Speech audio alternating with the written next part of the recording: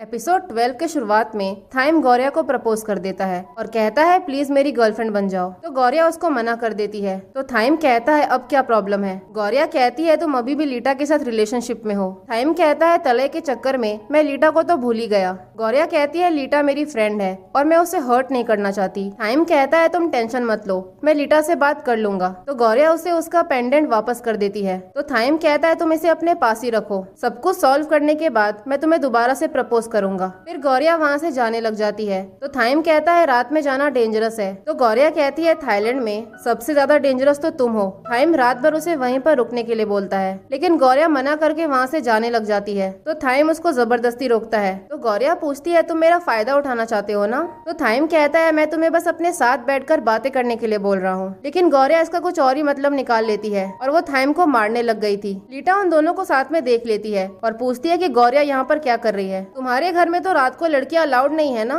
Thyme उसको answer करने ही वाला था। तो लीटा उसको चुप कराकर गौरिया को आंसर करने बोलती है। तभी मेड आकर बताती है गौरिया को यहाँ रुकने की परमिशन मैंने दी है, हम थाइम के लिए पर्सनल मेड ढूंढ रहे हैं। लीटा के जाने के बाद गौरिया उनको थैंक यू बोलती है। तो मेड बताती है मैंने तुम्हारी हेल्प नहीं की है, जो वास तुमने तोड़ा है तुम्हें उसके पैसे भरने होंगे और तुम्हारे पास इतने पैसे तो होंगे नहीं, इसलिए मैंने तुम्हें यहाँ पर मेड रख लिया है। गौरिया उस वास का प्राइस पूछती है। आंटी बताती है उसका प्राइस 70,000 है। ये सुनकर गौरिया शॉक हो गई थी। आंटी कहती है अगर तुम्हें यहाँ पर काम नहीं करना है तो पैसे पे करने का कोई और तरीका निकाल लो, इसलिए गौरिया मान जाती है। मेड्स गौरिया से पूछते हैं तुम तो मास्टर थाइम की फ्रेंड हो ना। तो गौरिया कहती है अगर आपको कोई भी काम होगा तो आप मुझे बता देना। वो लोग गौरिया से पूछते हैं कि तुमने खाना खा लिया क्या। तो गौरिया मना कर देती है, इसलिए वो लोग उसे अपने साथ ले जाते हैं। अगले दिन से गौरिया ने वहाँ पर काम करना शुरू कर दिया था। मॉर्निंग में जब वो थाइम का रूम साफ करने के लिए जाती है तो वो थाइम को देखकर जोर से चिल्लाती है। थाइम कहता है ये मेरा रूम है और तुम टेंशन मत लो, मैं लीटा से बात करने की कोशिश कर रहा हूँ, लेकिन वो मेरा फोन रिसीव नहीं कर रही है, इसलिए मैं उसके घर जाकर उससे बात करूंगा। फिर थाइम कहता है अगर तुम्हें मेरी कोई भी हेल्प चाहिए होगी तो बता देना। तभी मेड आकर कहती है मैं जानती हूँ कि तुम थाइम की फ्रेंड हो, लेकिन इसका मतलब ये नहीं है कि तुम हर वक्त उससे बातें करती रहो। तुम्हारा अगला टास्क है थाइम को खाना खिलाना। ये सुनकर दोनों शॉक हो जाते हैं।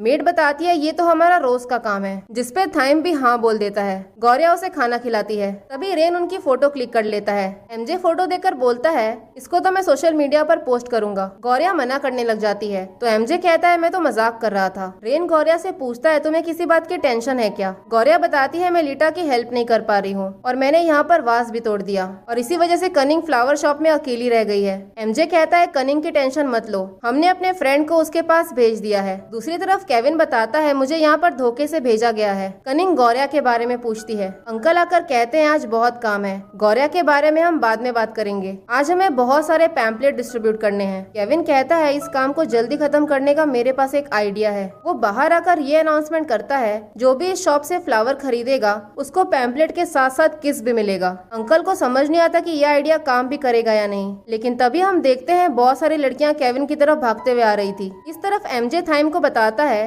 लीटा ने अपना सोशल मीडिया अकाउंट भी डीएक्टिवेट कर दिया है, मैंने पता किया है कि वो घर पर ही है। तो थाइम कहता है हमें तुरंत ही लीटा के घर जाना चाहिए। रेन कहता है तुम्हें यहीं पर रुककर गौरिया की मदद करनी चाहिए, लीटा के पास हम चले जाएंगे, जिसपे थाइम मान जाता है। गौरिया को गार्डनिंग करते वक्त थाइम कंटिन्यूअसली उसको देख रहा था। गौरिया कहती है तुम्हें सारा टाइम मेरा ध्यान रखने की जरूरत नहीं है। थाइम कहता है मैं तुम्हें नहीं बल्कि अपना गार्डन देख रहा हूँ। तभी गौरिया के हाथ में चोट लग जाती है। जब थाइम देखने के लिए आता है तो गौरिया कहती है अगर तुम यहाँ पे रहोगे तो मैं अपने काम पर फोकस नहीं कर पाऊंगी। थाइम उसको देखता रहता है। गौरिया को लीटा की याद आ जाती है, इसलिए वो वहाँ से चली जाती है। गौरिया जब किचन में होती है तो मेड उसके पास आकर उसके चोट पर दवाई लगाती है और कहती है प्रॉब्लम्स के बारे में इतना मत सोचो, अब मैं समझ गई हूँ कि थाइम तुम्हारे लिए इतना सीरियस क्यों है, और वैसे भी वो वाज इतना महंगा नहीं था। ये सुनकर गौरिया हंसने लग जाती है। वो कहती है थाइम जिस भी काम को सीरियसली ले लेता है उसको पूरा करके ही मानता है। ये सब सुनकर गौरिया उनको थैंक यू बोलती है। दूसरी तरफ केविन की वजह से फ्लावर शॉप की सेलिंग बहुत अच्छी हुई थी, इसलिए अंकल उसको किस करके अंदर चले जाते हैं। एमजे और रेन उसको मैसेज करके बताते हैं कि लीटा हमसे भी मिलना नहीं चाहती। कनिंग अपना सारा काम खत्म करके गौरिया से मिलने जा रही थी, लेकिन केविन उसको रोक लेता है और शॉप में फ्लावर्स को यूज करके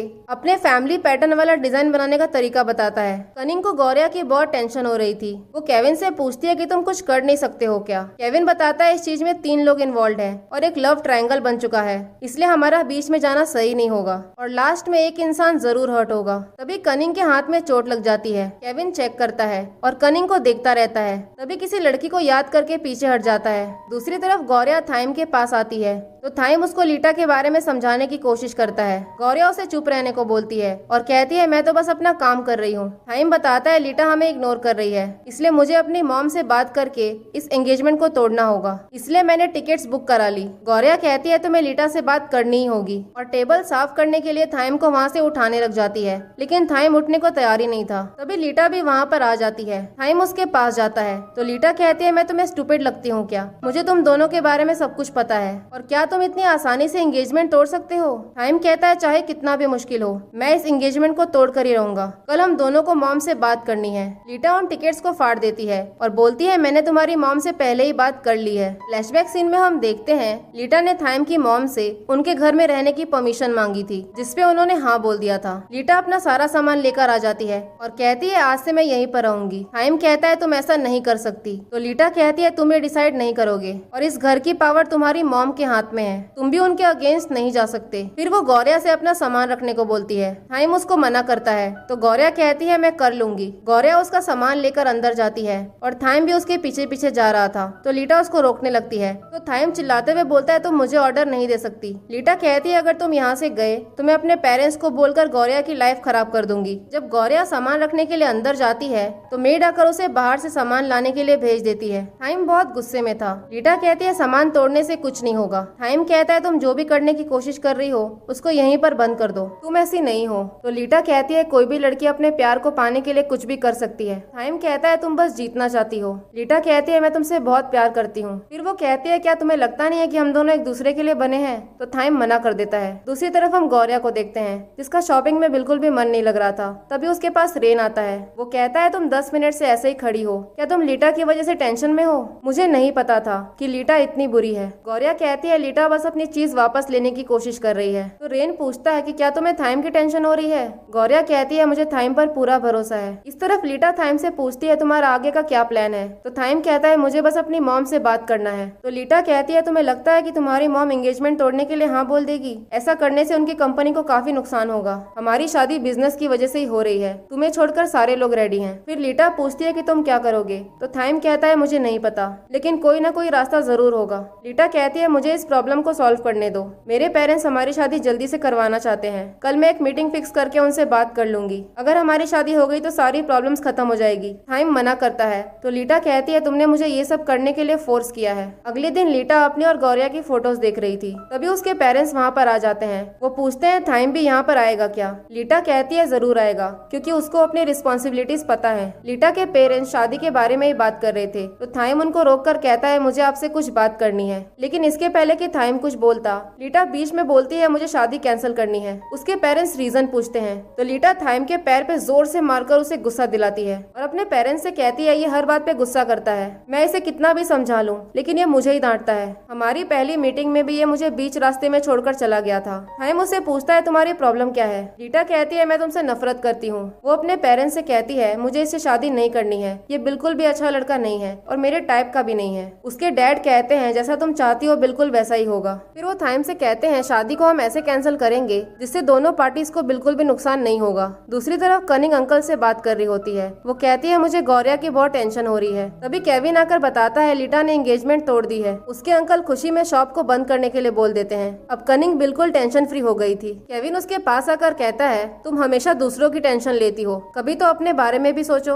अपना सामान पैक कर लो, मैं तुम्हें घर छोड़ दूंगा। कनिंग ने केविन के दिए हुए डिजाइन से ही माला बनाया था। तभी वहाँ पर एक लड़की आ जाती है। कनिंग कहती है शॉप बंद हो गया है। वो लड़की कनिंग के हाथ में माला देखकर कहती है पहले मैं भी इस डिजाइन को बनाती थी। तभी केविन उस लड़की को देखता है। वो केविन को देखकर एकदम से वहाँ से चली जाती है। अगले सीन में हम गौरिया को देखते हैं जिसके पास लीटा की एक मैसेज आई हुई थी। लीटा उसे कहती है मैंने तुम्हें बहुत हर्ट किया, प्लीज मुझे माफ कर देना। अब मैं अपने फ्यूचर पर फोकस करना चाहती हूँ, इसलिए मैं यूएस जा रही हूँ। मेड भी ये सब सुनकर गौरिया को वहाँ से भेज देती है। गौरिया भागते हुए एयरपोर्ट पहुँचती है। लीटा उसको हक करने के लिए भागती है और इसी चक्कर में वो दोनों दोनों ही नीचे गिर जाते हैं। लीटा उससे कहती है मैंने वीडियो इसलिए रिकॉर्ड की थी क्योंकि मैं तुमसे मिलना नहीं चाहती थी, क्योंकि मुझे पता है अगर मैं तुमसे मिलती तो मैं बहुत रोती। गौरिया कहती है हम लोग फ्रेंड्स हैं और हम हमेशा फ्रेंड्स रहेंगे। उसकी फ्लाइट की अनाउंसमेंट हो गई थी इसलिए वो वहाँ से चली जाती है और जाते वक्त वो उनको इशारों में कुछ बताती है। गौरिया पूछती है कि ये क्या था। केविन उसे उठाकर कार में बिठा देता है। कार के अंदर थाइम भी था। गौरिया उसका हाथ खोल देती है। इस तरफ ये तीनों भी बाहर ही थे।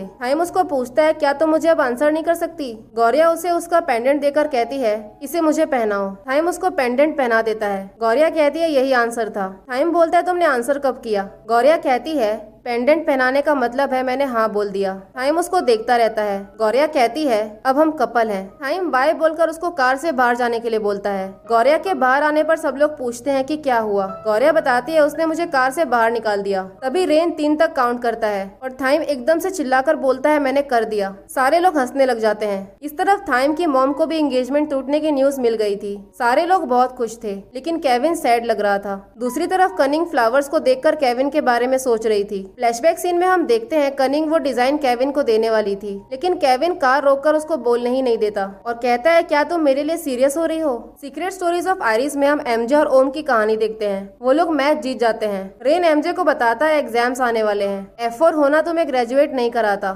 एमजे कहता है मुझे पता है डैड और उसके बाद वो खाना ऑर्डर करता है। खाने की डिलीवरी करने के लिए ओम आती है इसलिए एमजे अपना फेस छुपाने लग जाता है और इसी सीन के साथ एपिसोड 12 यहीं पर खत्म होता है। अगर आप लोगों को मेरी एक्सप्लेनेशन पसंद आई हो तो लाइक शेयर और सब्सक्राइब जरूर करें। Thank you for watching.